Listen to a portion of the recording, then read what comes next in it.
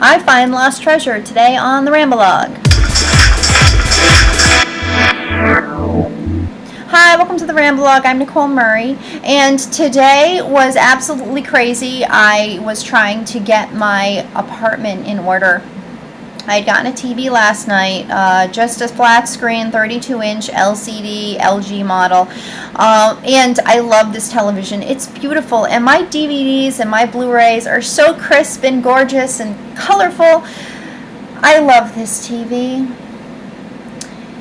but it doesn't fit in the entertainment system. So the entertainment system had to be deconstructed. My dad and my brother were helping me, and now I have displaced DVDs all over my apartment. It's crazy here. I have DVDs stacked up all over the place, and they don't all fit in the things that I have, and I have no idea what I'm going to do with them, and I might just put them in a bag down in my storage unit.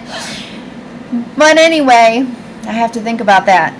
Now, I found my little Game Boy Advance. Now, it's about 100 years old, but it still has a couple of working games. So I've got Pac-Man, I've got Dexter's Lab Chess, and I've got Tomb Raider. But it definitely makes me want to pick up a new one, little handheld thing, like one of those little PlayStation thingies, tiny ones. Well, we'll have to see what happens.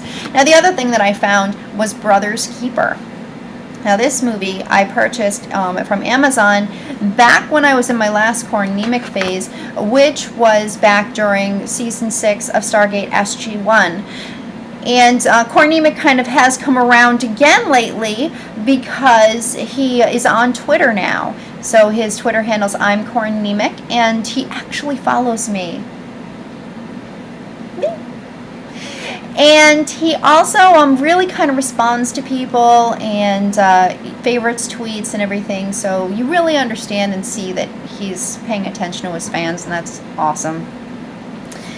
Very excited about all of the stuff that's coming out about Supernatural. I've been trying to stay spoiler free, but there are a couple of things that really perked my ears up. One, when Jared talked about the fact that he and Jensen signed for 9 and 10. Now, that's not to say that the CW will give them a 9th and a 10th season, but that's Jared and Jensen showing their confidence in the show and showing the fact that, hey, CW, if you want to give us a 9 and a 10, we're on board for it.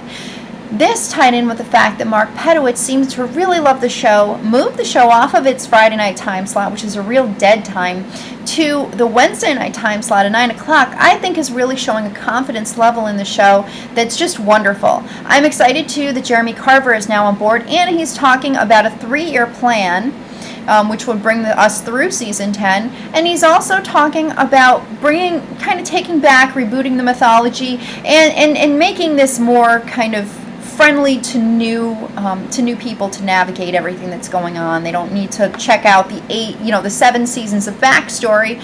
They can really kind of get on board now and follow the Winchester's journey going forward. And I'm really excited to see how that's going to pan out and what that's going to happen. Now, Jeremy Carver has written some of the best episodes of Supernatural, and since he left for a while and now he's back, during the time that he left, he was actually show running Being Human US with his wife Anna Frick. So she's the one that's still on Being Human. I think he's still helping her out and kind of still there in some capacity, but now that he's show running for us, I'm really excited to see what he's going to do with it, and I have complete confidence he's going to do an awesome job.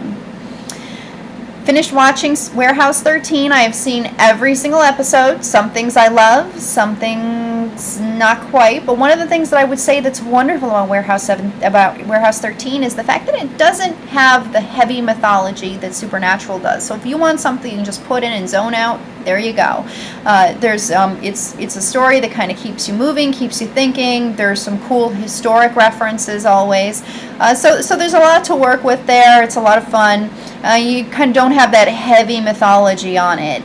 The mythology is just kind of picking up now, so you're right on time for it. Check out my blog for reviews, because I'm going to be starting up on those. I might start with 4.2 or 4.3, but 4.4, that episode is tomorrow night at 9. So check it out if you get the chance. I've also been reading Sherlock Holmes, the complete stories. I started with the first one. I'm now just on the second one. But the first one is Study in Scarlet. First came out in Beaton's 1887 Christmas Annual. So now whenever I have a conversation with somebody where, you know, they're saying something like, I want this or I want that, instead of saying something like, I want a pony, which I really don't, I can say to them, I want Beaton's 1887 Christmas Annual, but we can't all get what we want now, can we? Now, that being said, if you happen to have a couple $100,000 to spend and you'd like to buy me a copy of one of the 11 remaining copies,